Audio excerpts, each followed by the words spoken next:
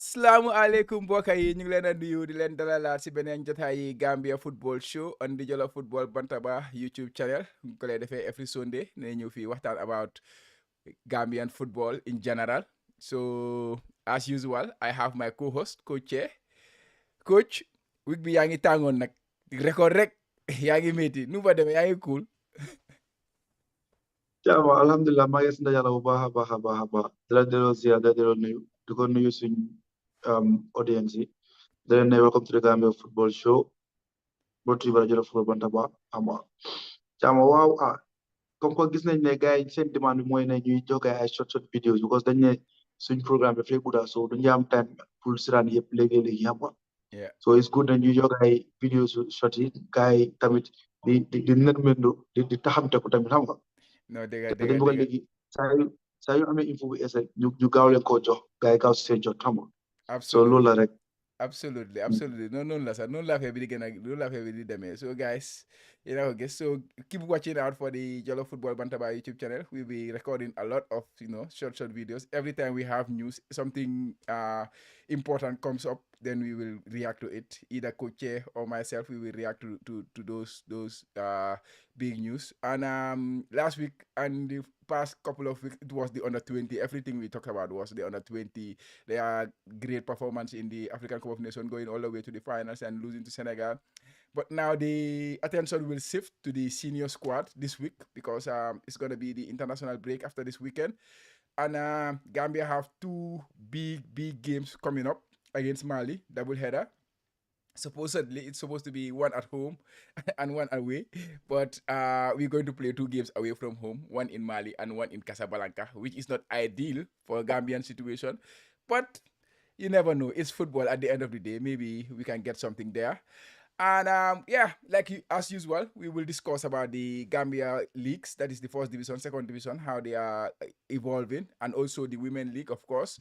And we will also look across the borders and see our Gambian footballers, professional footballers, how they are doing in their respective clubs. Some who have some, important events that occur for them during these past few days. So all those things will be part of the Gambia football show this week. But the main topic, as I say, is going to be the Gambia team, which will be playing their African Cup of Nations double-header qualifiers against Mali in the upcoming couple of weeks. So, guys, please don't forget to hit that subscribe button if you are new around the Jollof Football Bantaba YouTube channel. And if you like what we do here, please give us a thumbs up. It always helps the channel.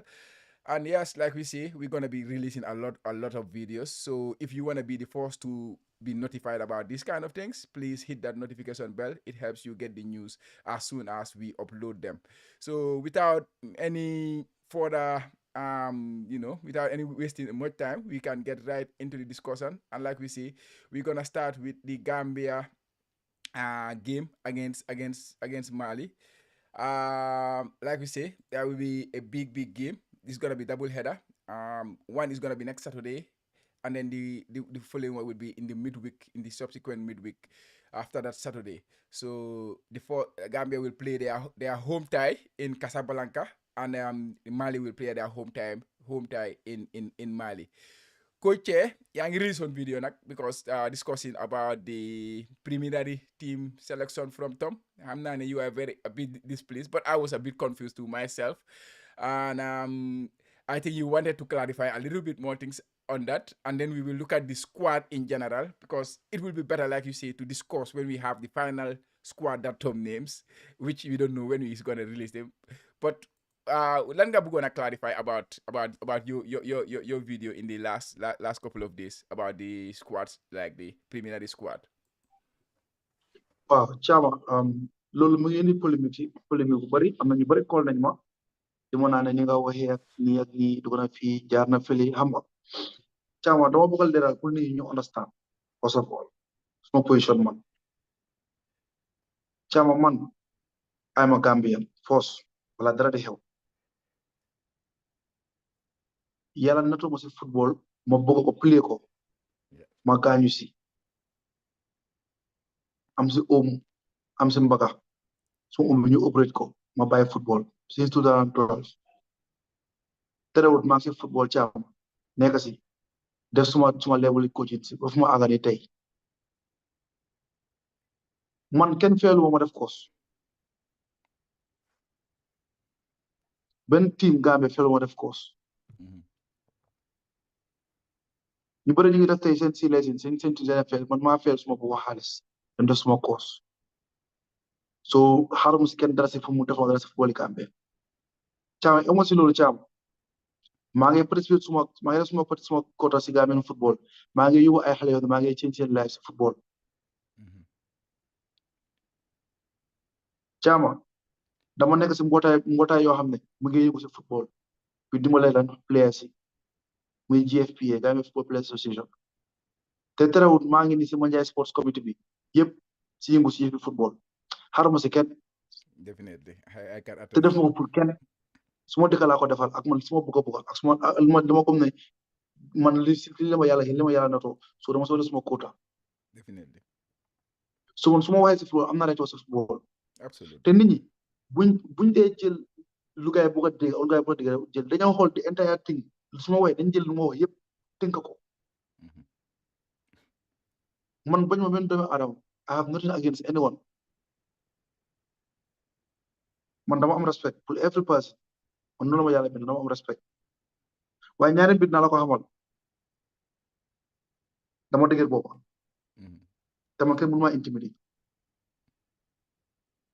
loolu pour nit ñi ñu xam ko tey xam nañ ko sax waaye moo leen ko bëgg a leeral te man suma gis-gis laay day wax absolutely dama suma opinion la caama man duma use sa xel bi di la xalaatal loolu di suma gémmiñ di la waxal yaa ngi tey yow Liverpool nga man Manchester la di ñu sa agree te maa yow suñu bëri duñ si dee d'accord xëy na show bi ñoo xamul waaye maa yoo xam ne xam nga boo terewul ñu ngi am suñu programme ñu ngi wax ñun ñu def nii du dara du la pour yokk Gambian football moo ñu tax ñu def programme bi tey xam nga sacrifice suñu go through pour programme bi caama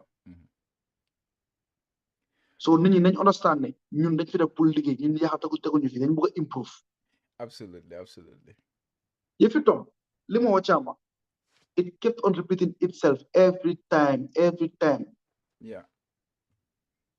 caama ñun amuñ players yu nekk si amuñ players yoo xam ne dañ am ay high caliber players yu play si top leagues yi very few lañ si am caama ñun dañu am ay thousand professionals amuñ ko ñun gis ñu nañ bëri ay semi pros lañ fi bëri lan moo tax tom saa yu nekk mu ñëw jëlal ay 32 35 40 man squad pour lan te su ko defee ñaareel su ko defee xamal ne am na lu mu nar a def si mooy jaxase moo doon wax yëfi naa fexe yaa moo doon wax hypocrisie bi dafa yàgg di ko def di jël ay place yoo xam ne nekkuñ di play amuñ clubs nga ñëw di leen defend soo ñëwee next minute nga jël koo xam ne am na club nga jël ko nga ne waaw kii di ay statistiques ne kii gëj naa ko kii naa te yow yaa nga jël koo xam ne amul team buñ naxante caama football du ay mbiri Gambie moo ko Gambie moom football is a global team dafa am nu mu dee doy te ñëpp gis nañ ko ñëpp xam nañ ko caama bala nga au player dafa fekk nga communiquer moom ba mu d'accord nga wax fédération bi nga leen Thierno ak Thiamary onal d'accord nañ seen leen ngay email ñetti email la ñetta benn si player bi benn si club bu mu nekk beneen mooy si fédération bu mu nekk international club noonu lay demee you only need 25 players why do you have to call 32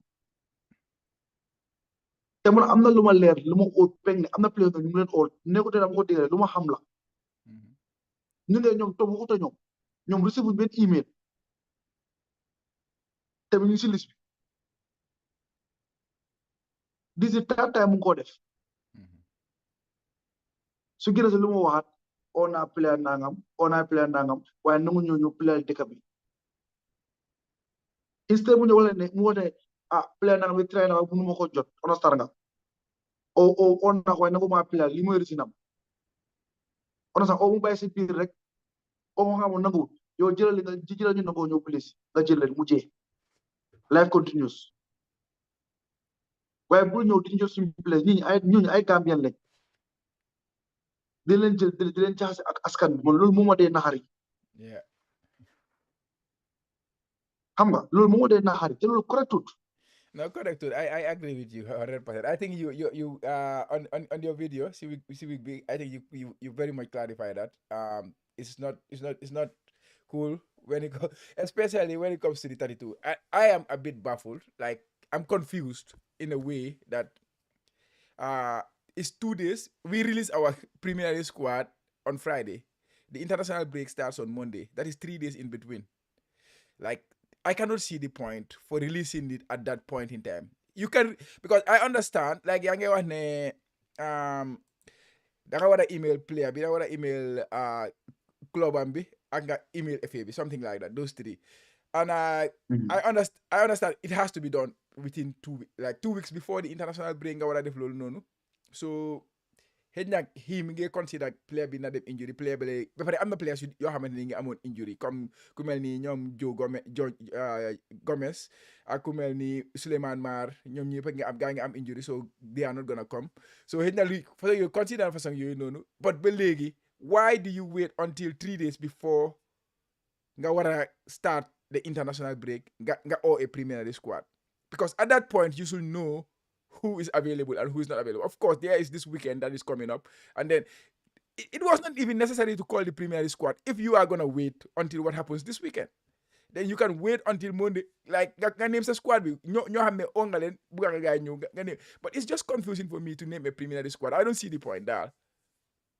Xam nga Chama sama vidéo am na 2 things yu ma wax. Yeah. Mooy ne as a coach, you should take full responsibility of your team and your selection. Yeah. Understand nga lu ma miin foofu mooy yow sa selection da nga ko doon na justify mun koo defend. Yeah. Man tey dëgg la yaa ngi wax injury, man tey jël naa 25 man squad. Ok. Léegi dina am yeneen extra 10 or 20 yaa xam nga ne leen ne start by this 25 bu ma select. But yéen tamit yéen si second list bi in case nit gaañ yow nga ñëw step in borom su d'accord nga nuut ko, su d'accord nga ne ko mooy loolu nga ex ko mu jee tag. Understand nga be brave, be sincere, be honest. Yeah, be sincere, absolutely. It's very important. Bul def nii loolu lay wax ko ñi da nga nit ñi nga respect Chama. Yeah. Because ko ñi amuloo dara lu sa kaddu ko li nga am kaddu kese nga am du dara. Yeah, definitely. Man loolu foofu lay waxee Chama, loolu mooy suma problème. No, it's a big it's a big problem because like the only reason you can imagine him calling the preliminary at this stage is because he is not confident of that's to the player on a standby. Like mu ne ko yow you are not in my current squad. Then mu oo after being a player gaañu dafa feel ne player will fa bañ, then duñ ko déggal. But like you say, foofu la sa kaddu nekk su bëggut a ñëw nga bàyyi ko keneen mu ñëw, because at the end of the day the player has to think I am going to represent my country. So whatever the case, I have to represent my country. Unless the players are not that committed to the country. Understand? And that is not the case. That I don't see that is the case. I don't think that is the case. Of course, there is some level of issue when it comes to GFF too. Understand? Where players see feeling like GFF nekku ñu leen jox lu gaay soxla in terms of comme si African Cup of Nations mi gis nañ ne fii bu ñu demee ba war a ñibbi players yi mënuñoo ñibbi ñu bàyyi leen biir Cameroon for how many days. So all these things dafa affect tam trust the players yi. So ku wax Tom di nga tontu GFF tamit. Understand? So it's a very difficult situation, to be honest, coach. But I see your point. Wow. Chama, gis nga this shows you where Tom is. Man dama ko wax man duma leen criticize coach openly. Na tactique am nii ak nii duma ko mos a def xalaatuma ko sax yow xam nga loolu parce que ñun we are all coaches ku nekk li nga sa mindset la. Yeah. But there are certain things is principles of coaching la. Loolu moom amul lu ñoo nëbba dañ ko war a wax.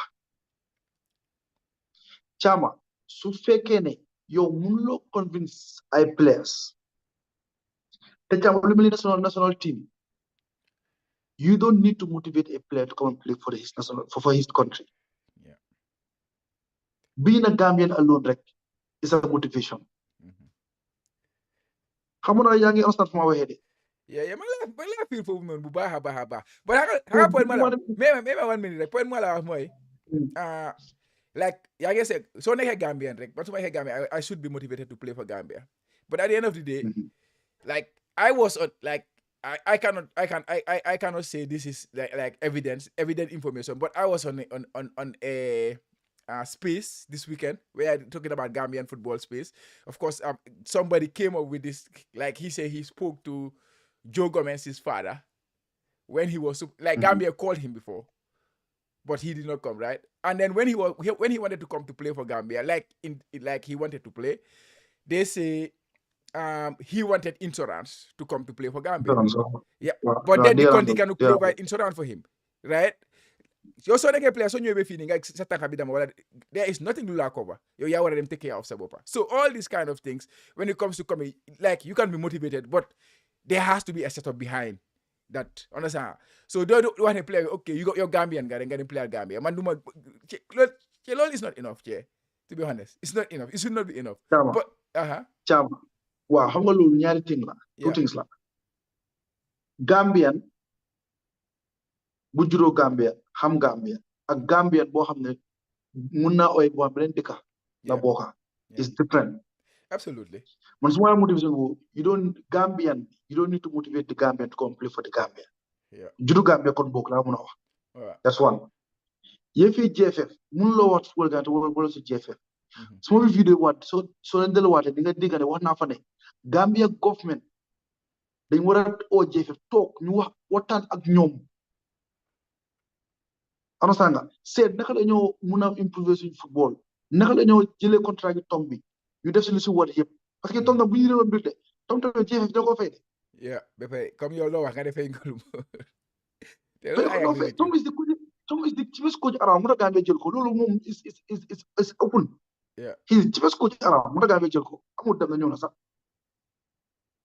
understand so mu tax tom tamit yu bëri mënuñ koo def ñu ngi toog Gambia sans suñu liggéey yu ni jàngee wax rek but tom mu def ko nekk si contrat am bi waaye loolu nag Gambia government ñoo war a step in suñ bëggee dara ñu mun a tegloo si table bi jox ko proper contract su fekkee moom leen bugga understand exactly GFF tamit defar seen xam nga template laa ko mën a ooyee o defar seen plan comme lan nga foog ne lan nga moo mën a improve Gambian football mu dem to the next level comme fu Sénégal agali tey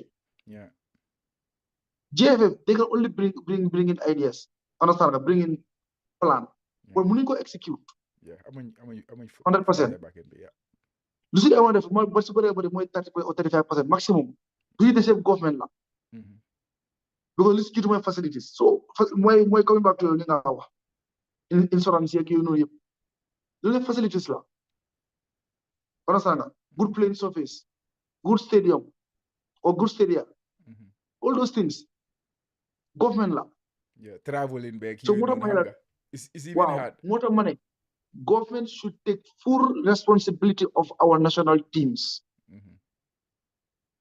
GFF alone cannot do that. They don't have the manpower. They don't have the capital to do that. So lii mooy wabi Chama Tom nim nekkee nii yëpp tamit di nga si blame GFF di nga si blame tamit government bi waaye tamit Tom tamit nañu jox cër tom nañu jox cër wantu mu ñoo xasee benn xas bi ay naa ne liggéey Musa Seen foofu maa leen ko jox mooy qualifier leen Cup of Nations émotion yóbbu leen quarter finals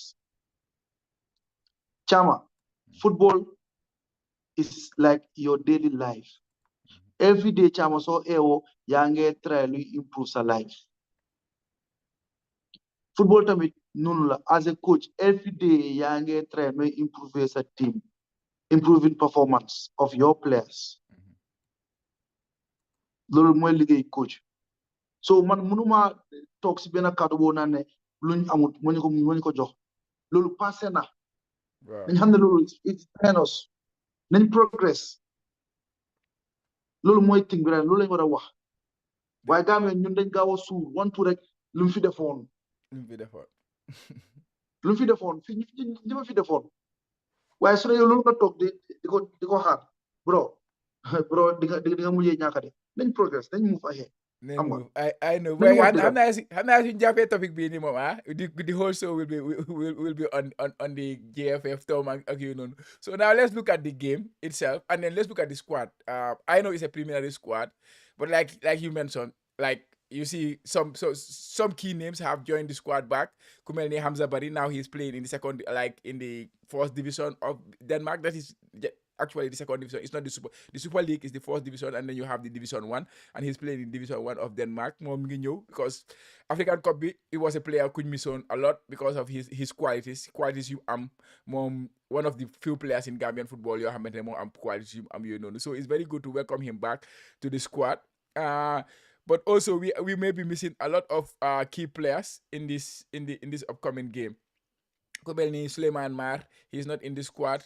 Ku mel ni Youssoufa Bob, moom tam dégguma ko xaw ma Youssoufa Bob moom si lu mu nekk tay waaye gisuma ko si squad bi I don't know. And ku mel ni naka tuddaati yes Youssoufa Bob, Souleymane Mar, ñoom ñaar they are missing. And yeah, Joe Gomez moom it dafa amoon injury last week, so moom it he will be missing the game. But also, we have seen some other names who are very surprising names like Buba Sane. He is currently without a club. I heard the last time I read about him was that the club that he was playing for, they kind of released him because of the lack of fitness. Kumelni Jom man musma man ko doga dega si national team setup bi. He plays for Portland Timbers. Mom too, I checked his data on Wikipedia. They say he's on the side, but he is kind of attached to Portland Timbers. I think the second team or stuff like that. I'm not sure. Yeah, like it's a preliminary squad. You cannot comment a lot about it, but it's good to see some of the names, right, Coach?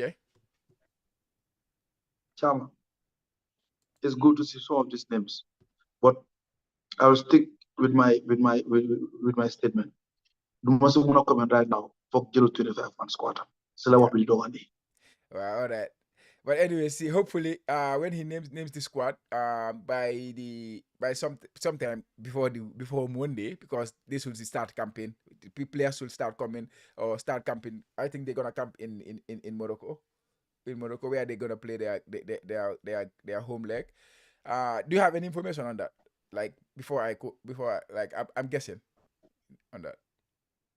Well, yéeg naa media officer GFF bi head of communication Baboucarr Camara Yeah. di ko nuyu moom tamit wax na ne soo gisee Gambia gis naa demul Sénégal dem Morocco because Morocco is cheaper ñoom dañuy dee abal stadium bi for free understand nga Yeah. so all those things yëpp mu ngi si am te unlike Sénégal Thiès dañ ko baan te soo demee lifi bi stade bu mag bi nu mu tuddati sax stade Abdoulaye Wade stade PPP la public private partnership la not ne Senegal government ba ko moom understand nga so it's too expensive xam nga we face stadium beeg yooyu so moo tax gars yi prefer pour dem fële ne la xam nga te loolu tamit xel mun na ko nangu because tamit réew yi tamit xam nañ ne xaalis amut Yeah. so waree jël ne da ngaa dem te GFF du seen fault stadium ni mel noonu faute GFF tamit understand nga so xel mun na nangu loolu tamit xam nga so gars yi prepare daal waaye xam naa daal ñun team bu ñoo play Mali du have been good ñu play gars yi biir Gambie because man even dem Sénégal bi sax sootu woon play ñu ne Mali biir Sénégal boo su ñëwee foofu gars yi ñu fa ko Yeah. loolu mun naa la ko garanti so I think Morocco tamit as far as ñu am Gambia I think Morocco tamit is good am because at the end of the day foofu tamit dafa mel ni neutral ground la moo nekk rek am so yàlla baax na daal nit ñaan rek yàlla defal ñu jàmm daal Amen. Yeah. So Mali, they already named their squad. They named a 26-man squad or 25-man squad, and as we see, we had a very like good game against them. Well, they dominated in terms of possession, but I think we played well, and then we got the draw against them in the African Cup of Nations. and some of the key players who were playing in that competition, Kumelni Bisuma, who was a big problem for us in that game because I think he dominated in the middle that day, and Kumelni Kone, who scored the goal on that day. They are both missing in the Mali squad. Bisuma mom I know is a injury, and Kone I don't know really what's the reason for him missing. What do you make of the Mali squad generally and the missing of Bisuma and Kone? Wow, they are big miss the improve Mali because comme ko rek sen midfield maestro bi ak sen striker bi they are all out due to injury. So I think loolu tamit is a welcome news for us Gambia. At least two key players simal sen team bi nekkuñ fa. But then this is football, understand? And this is a squad. Yeah. This is a not just this is a country. So they have so many players. Understand? Ku ñu oo rek jàppal ne quality player la. Am na lu nekk si moom la xam ne mun nañoo lor. So nañ gën a prepare rek xam nga ñu jël loolu as a motivation xam nga as also suñu analyse gars yi tamit ñu xam ne loolu is a weak point for them ñu try ñu exploit ko as always rek xam nga yeah so but pretty much daal Mali is Mali xam nga te ñun we are neighbors xam nga so du musa yomba even those guys yi amoon World 11 sax ñu ne ñoom du musa yomba. Du musa yomba dégg like from the African Cup of Nations, I think one thing we noticed on the Mali team was about their defending. They were a very good defensive team. Going into the AFCON and African Cup of Nations, World Cup qualifiers and all that. It's a team that you struggle to score goals against. So if they don't score a lot of goals, to be honest, but they don't concede a lot of goals. So it could be a very interesting game playing against them again. But also we are missing some key players. Kumelni Suleiman Mar. Kumelni Yusufa Bob gisuma ko moom ci squad bi. I don't know na you have any information about Jaguar because gëj naa dégg affaire am. Kumelni Gomez suñ defender bi moom it he had an injury last game.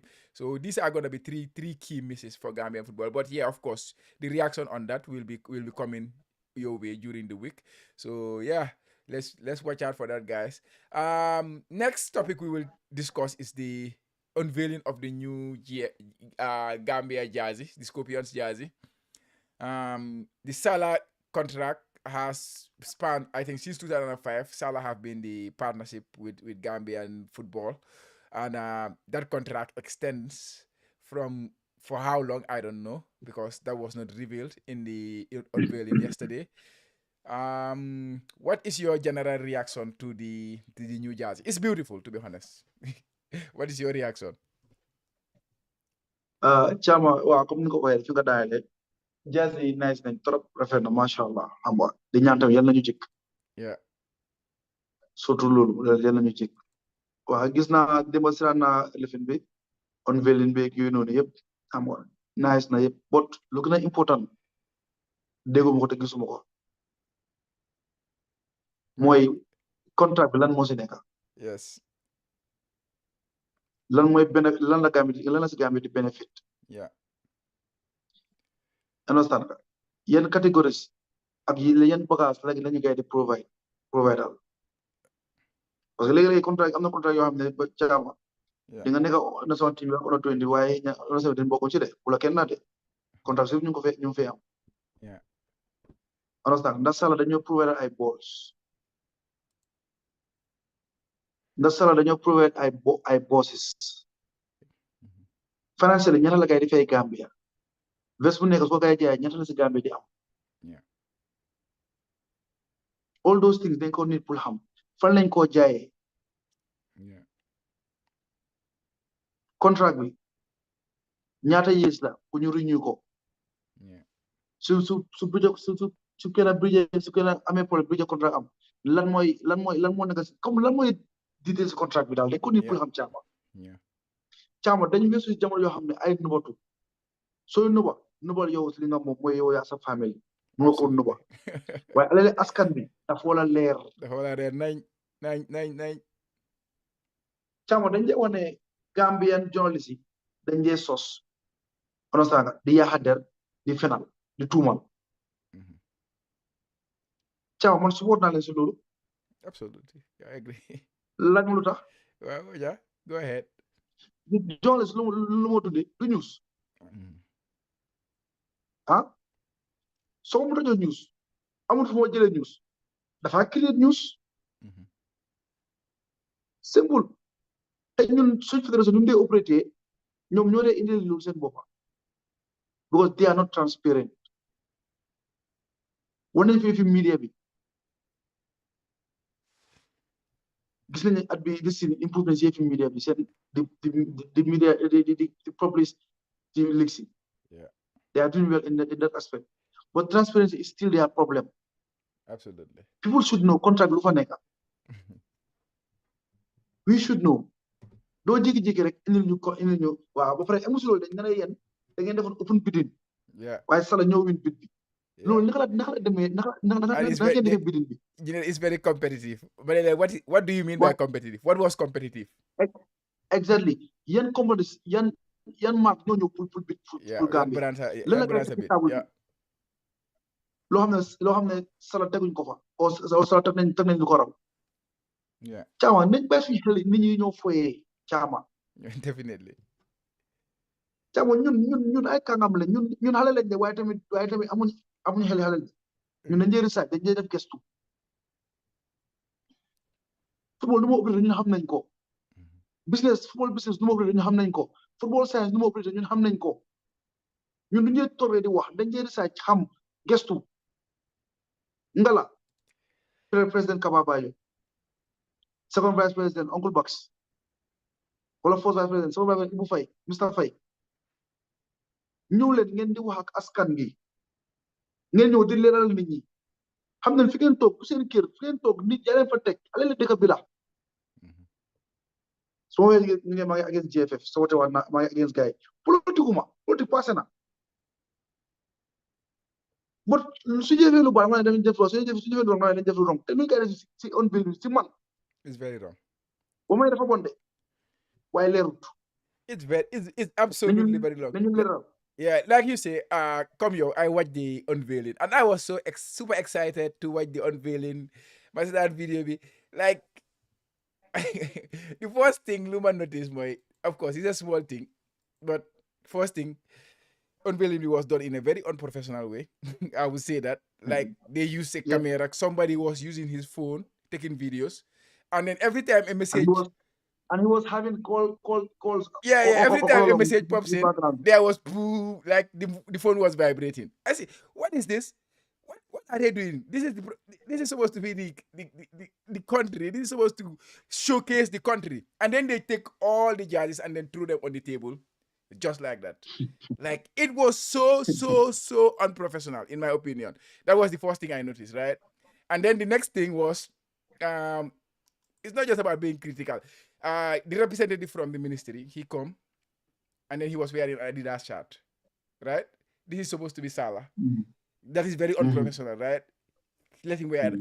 It's not a big thing in Gambia, but if you're talking about brands outside the wall, in the wall, it's a big thing. And Gambia is is taking steps in football. We have to move forward. So we have to do things in a more professional manner. Maybe, of course, what is professional in Gambia is different from what is professional somewhere else in the world. Okay, that is for them. But like you say, what is inside the contract? The president said what? He said in his speech, don't buy the jerseys from, like, somebody bring the jersey from Turkey or China, like imitation, and then don't buy from there. You are not helping GFF. You are not helping Gambian football. That is true. I agree with him. But who is the right supplier? I don't know. Can I buy the jersey? Gambia is a country of a lot of diasporans, right? I will speak for the diaspora people do. There's a lot of people living abroad. How do we have access to this jersey? Last time, Salah jersey, somebody is going to Gambia, and then I have to buy them, and then somebody bring the jerseys for me. This is the only way I know how to get the jersey. I don't have any other means of getting the jersey. Maybe there are other means, but I don't know them. So how do we get these jerseys? I don't know. And then... like you say, the contract. What is inside the contract? What is inside the contract? We really need to know that. You said there was a bidding process, and it was very competitive. Like you say, who bid for this? What is in the contract? What is that? Like, because it's the most important thing in the jerseys is the sales of the jerseys, and then what you are going to have as benefit. Of course, we know Salah. Salah is a very good partner for Gambian football in terms of they have been there, right? They have been their partner when Gambian football was nothing. They have been their partner. So they were providing, and at that point in time, they say he was giving the jerseys for free. Now they are unveiling. There is nobody representing Salah, just the Gambian counterpart, I would say, like the one who's representing him in the Gambia. They say the Salah guy is one guy who is having a heart issue, so he cannot come to Gambia. So are you telling me the whole company is one person? It's just one person who's running the whole company.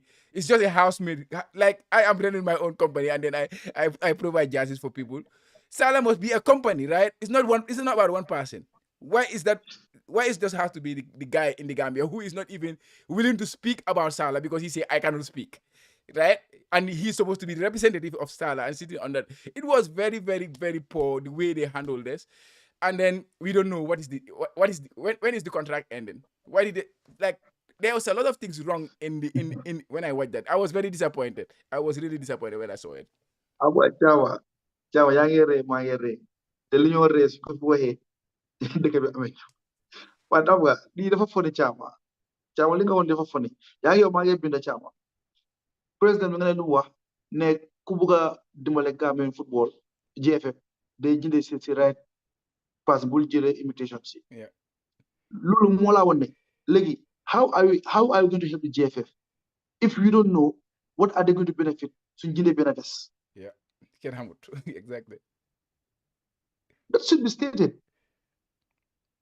This dañ will- war a xam suñu jëndee benn des ñaata GFF di am Mhm.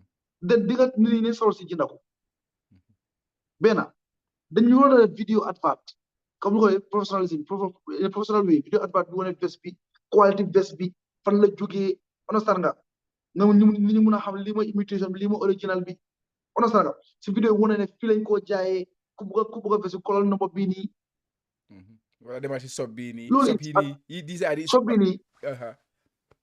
understand nga talking about that tamit Caama lan la dañ am nañ caps am nañ scarf understand nga am nañ armless am nañ shorts foo xam ne boobu la jënd am nañ track suit boo xam ne sala yëpp Gambian jersey bi la am nañ skulls am nañ kawas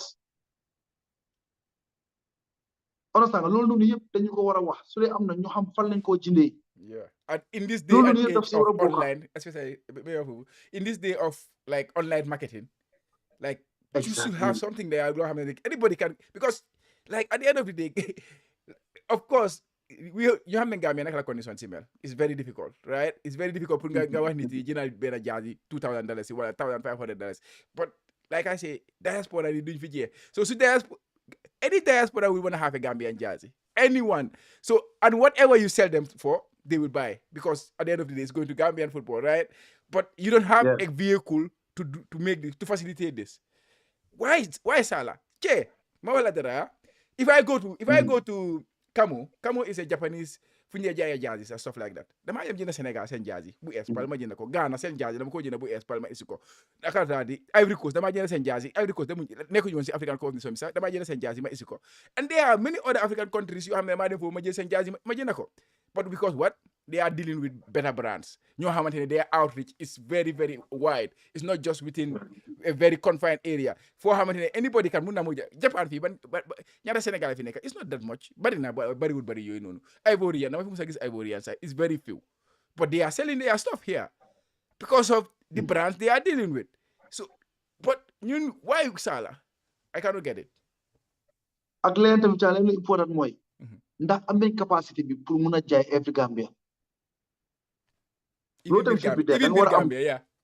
biir Gambia laa miin Uh-huh. because time combination soo gisee ñu bëri indi ay imitation mu bëri woon fi Caama because of nit ñi dañ dem sala shop bi ñu ngi jeexal nañ Yeah. te sala shop bi sax Caama sala shop bi tamit sax Caama ngoro jaay national team bi national dëkk bi nga fa jaay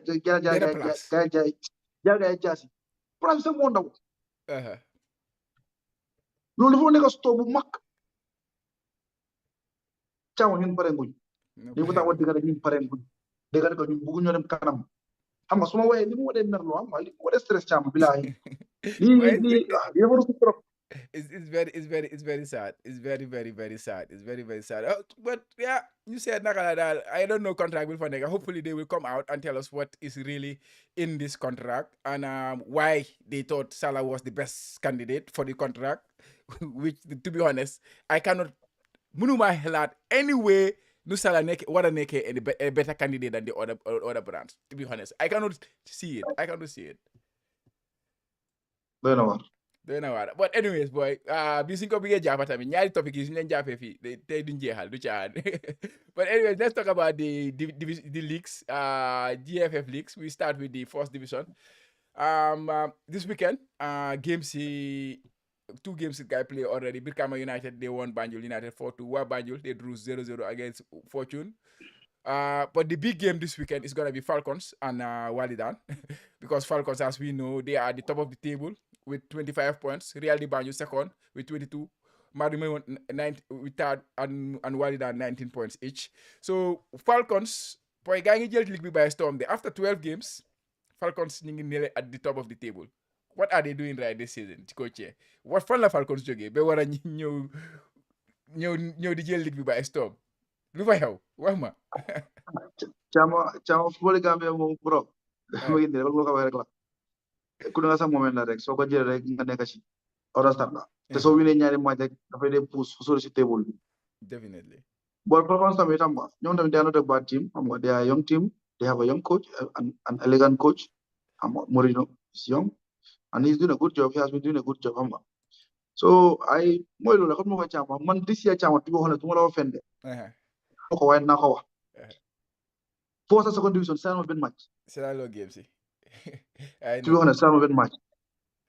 No, because suma schedule moom arrangé ko mu mën a signé match right now. Because yaa ngi coach tam soo ko seetee tamit yaa ngi si. Exactly tey game si weekend si lay nekk most of the time ak weekend si man itam maa ngi liggéey naa understand nga o maa ngi dem si suñu third division maa ngi ko seetaan te suñu war a pila naa leen maa ngi di leen seetaan but loolu daal moom moo soxal right now third division moo soxal daal suñu nekk right now parce que loolu laa nekk. Yeah, definitely. But yeah, more cool. Yeah, I know. But yeah, we will just keep the updates as we usually do about the Gambia Football League, because of course not everybody have access to the or check about the Gambia Football Leagues. So we will give the updates sometimes in terms of the results, and especially first division, and you check table B, nakala table B, the shape up. And then yeah, we will do that every week. So say that si bottom bi sa boy si Hawks sa team bi gaa ngi daanu from champions to relegation zone loolu moom kuulut gaa waa Banjul PSV Wellingara and Greater Tomorrow suma team yi ana gaay sax tay suma team bi na team ma de support team Rhino gaa ngi 12 gaa ngi si kaw Hawks de waaw ma ne team Seydou bi nice ñu dem gaa ngi góorgóorlu ñu check second division bi boo moom BK Milan ñu ngi jàpp bañ a bàyyi ñoom si kaw rek 25 points la ngay am at the top of the table. They are first, and then you have second place, you have BST Steve's team 22 points with 12 games played. TMTFC 21 points, Elite United 21 points. This is the top four: BK Milan, BST, TMTFC, Elite United. And then if you look at the bottom three teams, you have before you Kiang West, Jara West, and Kunte Jombulo. M. What is M? What do you mean by Kunte Jombulo M? Male team. I'm male team. I'm female team. I see. So BK Milan, I think for the last 4 or 5 weeks, they are at the top of the table. Gangi Jaffa for bye. Family nyom guy, they are pushing for the promotion this year. Family guy they with Inter. No, since day one. Since week one, ñoo top table. Guys, top of table bi. ñoo top table bi. Te man tay fu la nekk man maa ngi BK Milan, so ko desoon maa ngi BK Milan. Tay ñooy suma team. Waaye Chama. Waaw.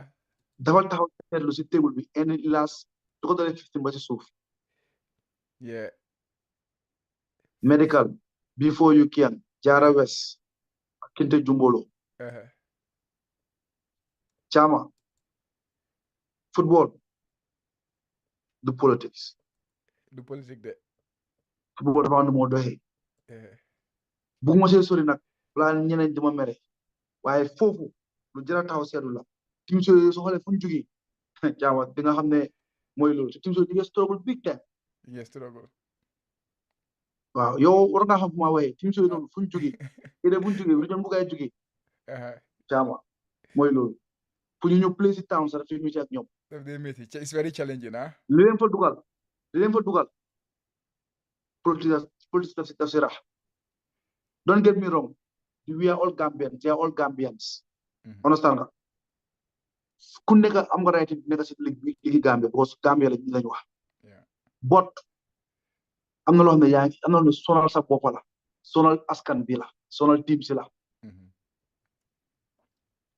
football fa seet rek surtout football Gambia moo gën a métti parce que doo am dara indi toog. It's very small what you get. te xaalis dafa génne si poos dem si team kooku su munte team bi lu moo def. team bi daan. wala nag lu te xam naa fu ma waxee. I know. lu ñu war a seetaat la. on nañ ko seetaat I know waaye boobu beneen topic beneen bés la incha allah. waaw. next ñu check suñ female league si Red Scorpion ñoom dafay mel ni ñoom they are the undisputed team in the female division. They are 12 points unbeaten. We won all their games. Police nag always they nekk close to guy, but these two teams actually they are the queens of Gambian football like I say. Police they are 9 points. Bella Willing 6 points. Bella Willing going 8 from from second division, going your first division, and they are doing very well. 3 games played, 2 wins. Koita FC ñoom 5 points la guy am ñoo nekk fourth on the table. So say si bottom 3 you have City Girls. Boy sa guy Banjul guy ngay nelaw de. And then GAF. Red Scorpion la. I see. Abuga United ñoo nekk at the bottom for now, 3 points each with GAF. And then you look at the second division table. Prisons ñoom ñu ngi top with 4 points, 100% record so far. Birkama they have 10 points, 3 wins and 1 draw. Greater Tomorrow 7 points, Kintes 7 points, and Immigration 7 points. So 3 teams on 7 points. And then you look at the bottom 3, Mansawali they are 3 points. Kunte Jombolo, 1 point. Ñoom seen group male and female teams yëpp a ngi struggle. And then you have Jung Mama, ñoom 0 points like I am. They haven't won any game so far. So that is the first and second division female league update. And finally, ñu jàlla si border si ñu dem seeti suñ foreign based players yi ñu started in Italy. Of course, Musa Barrow, he is the main player of Gambian football, I would say. And since AFCON mi nag mi ngi amoon ay jafe-jafe in terms of form baa ngi drop on. And recently he's picking up because coach Ambi is kind of very confident in him. That is Thiago Motta. Mu ko joxaat another start last weekend. Even though his batting spell of not scoring goals for a long time he continue, but he's playing well for the team. Guy didn't play Demba, 2-2 la guy draw. He played 65 minutes. So it's good to see him getting a lot of starts. Since Motta bu mu ñëwee si team bi, Motta is kind of very trust na ko. But I think last week waxoon nga fi affaire am like dafa over regress in terms of performance and why since after African Cup of Nations bi. He should have waroon nañoo gis more from him. And now we are going into the African Cup of Nations qualifications. He's going to be a very key player for Gambian football. So yeah, but it's good to see him playing regularly with his team and the coach still keeping his confidence with him. But yeah, they got to level up. Yep. Yeah, man wana ko last week ba pare. Yeah. Next, Asan Cisse boy sa boy bi Torres moom it dafa regress de. If you said fu mu jógee Zenit mu ñëw in Italian league, of course he went to a more difficult league and a smaller team in terms of the scope of the league. If you look at it in the context of the league, because at Swiss he was playing for the best team, the champions, and now he's playing for a team that is struggling for relegation. Then that kind of have an impact, but nonetheless. Goals dañ overdrive dañ overwatch si moom but it was his birthday last weekend coach sa boy bi Assane Torres Cissé loo ko wax si waaw démb la woon birthday di ko wish happy belated birthday rek xam nga waaw ne ñu ngi la the entire Jollof Bantaba group ñu ngi la wish happy birthday xam nga happy belated birthday rara la ñaanal fekk at yu bare goals waaw caama so ak more goals waaw ak more goals more success rek dañ ne more success yëpp si la bokk caama soo déggee ku jaar si laara football pyramide ñaari player la mën a wax ñoo xam ne xam naa seen laara fuñ jaar muy Assane Cissé Torres ak Omar Colley soo demee nga google nga xool seen CV nga xool ne ñii dañ doon progress year by year season by season Assane nag aga na si level boo xam ne Munana is one of the highest level, if not the highest level. Apart from playing in Europe, European competition, Champions League, or UEFA or Europa League, Yeah. or European Conference League. Yeah. This is the highest level Muna at this time. Uh-huh. Understand? But Muna move for the Sule more performance was woman a club of Munako to that level. But more performance no some Munako to a better club. Definitely. To another level. Yeah. Why to go Nyana Torres? Mom not school better. Why Suki goal mom. I've had difficult for Moscow. The striker will never look up. Loolu mooy problème bi loolu mooy problème bi because Chance team they spend more time defending than attacking, so because relegation team Yeah. la, of course, and that makes it even harder for him. Yeah. And final next one. Did I close? Yeah, Ibu today moment going in action this week. For his team. The family never gain Ibu today slide and be. I don't know how that happened, but yeah, moment he was in action. He got an assist. He's now the captain of what's his name? Salford. Team in Gary Neville Banks. A guy Manchester is in team. My son captain. Class of 92. Wow. Wala guy jox seen captain bi tay gaa ngi win gaa ngi 7 on the table. Moom wax dëgg yàlla, of course he's not playing at the league we want to see them play. Like if you are talking about football or where we want to see the Gambian footballers playing, he's in the second, like England League 2. It's not the highest league, but first job mom def na ko paako boobu noonu. When he's playing, like you never realize which league he's playing in. And because dafa jàng tamit xam nga, because of course he went through the process of development in England before mu ñëw. So that's why when you see his football, you see some maturity, some sense of maturity in him. He had a very good African Cup of Nations, and now that he has been promoted to the captain of Salford United at the start of this season, and he's doing a good job getting assists here and there. That was his 6th assist so far this season. He's doing a very good job with them. So yàlla léegi yàgga di continuer. Moom du ma nee woori moom su ma ko gisee si left back bi moom. I think. Waaw moom nga football ñetti xaaj la. Pour nga nekk a top player. Bu si jiitu mooy talent. Yeah. Just 25%. Bu si gën a am doole mooy wërsëg, which is 50%. Yeah. Then the other 25 mooy hard work ak dedication. Yeah. So Ibu Touré am na talent bi, am na hard work bi, but xëy na wërsëg bi moo fa nekkut. Yeah, definitely. But tamit levels fii la. Caama mun nañoo nekk classe exam nga amaaro exam, but suñu génnee si mbedd bi li mu mën a lijjanti mun loo ko lijjanti de. Definitely. Parce que ma la gën a am strong mindset, strong mentality. Moo tax nga lay gis kii mu ngi toj ñaata at xoolal football rek ñaata African teams ñoo fi gën yeneen European team squad ak South African team squad waaye suñu dajal ñoom luñu jëlee dañu dee dóor easily yeah. te soo xool player profile ku nekk ñu ñoo raw kay so loolu yëpp lii la rek si boppam bi la understand fii la rek te 11 la da nga train ma train nga fit ma fit so bro loolu si des fii la yeah. Well, it's good. Not go ahead. Not go ahead. No, like. But anyways, guys, hopefully watch out for the coach's reaction for the squad. I think hopefully Tom didn't name final squad and be by Monday. Hopefully, I hope so. And then hopefully, if we have that, maybe we can have some reaction on the team. Ñan ñoo fa nekk ak naka la gaay nekk di performer in their respective clubs this season. Those kind of things, like reactions to no. Coach, do you have any final words before you close show bi tey?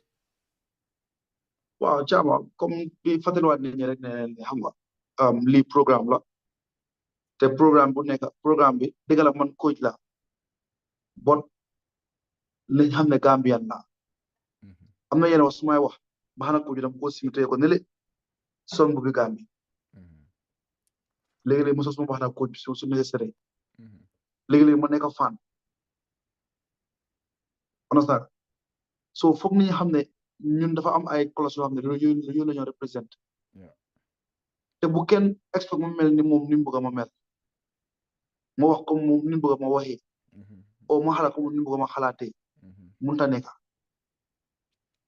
so nañu understand xam ne ñun li ñoo def nañoo liggéey rek pour yokk Gambian football kese hero wuñ ŋaañoo noonu ak kenn jàmmale si ak everyone mooy lu ma la wax Gambia ñëw ta waxee waaye foog ñu am pour understand lan moo ñu tax a jóg ak lu tax a jóg programme bi soo di aussi audience rek gis nañ ne comments yaa ngi ñëw xam nga léegi ñu ngi comment xam nga which is very good ñu ngi socialize foofu di communicate foofu it's very important ñu keep on doing that ñi nga xam ne ñëw tamit ñu subscribe xam nga ñuy like tamit surtout like bi dafa important trop xara vidéo mu gën a dem xam nga YouTube gën ko push so xam nga di mosawu ñëpp di jégalu ñëpp tamit xam nga because comme ma waxee réaction yi last time bi am na ñu ne am na ñu naxari dara ñu tamit xam nga am nañ audience am nañ audience yi xale bon ñu ngi jégalu tamit su dee du ne xool wax ne dafa ñagas ñu ngi jégalu to everyone xam nga ku feel baax xam nga bon nañ try gën a defar suñu language suñu kàddu gën ko order rek xam nga waaye nañ xam ne tamit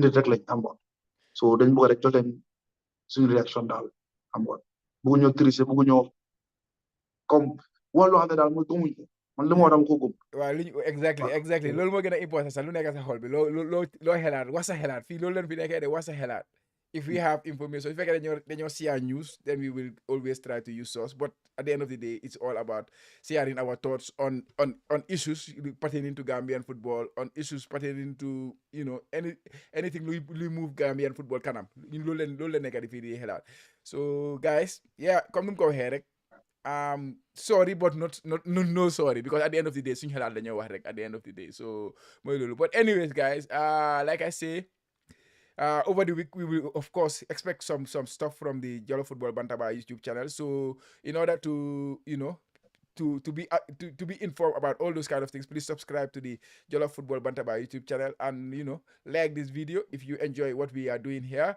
and also just hit the notification bell that will give you the access to anything we share ahead of anybody else. So guys, so dañoo dog show bi fii nii so di leen joxaat jotaay next week for the Gambia football show, but watch out for some stuff from the from the Jollof Football Bantaba on Gambian football this upcoming week.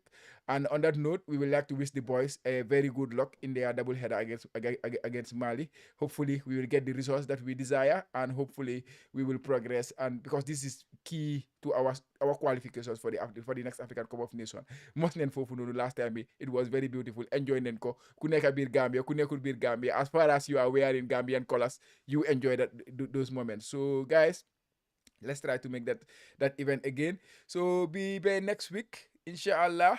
Guys, be there going to coach. Bye bye la.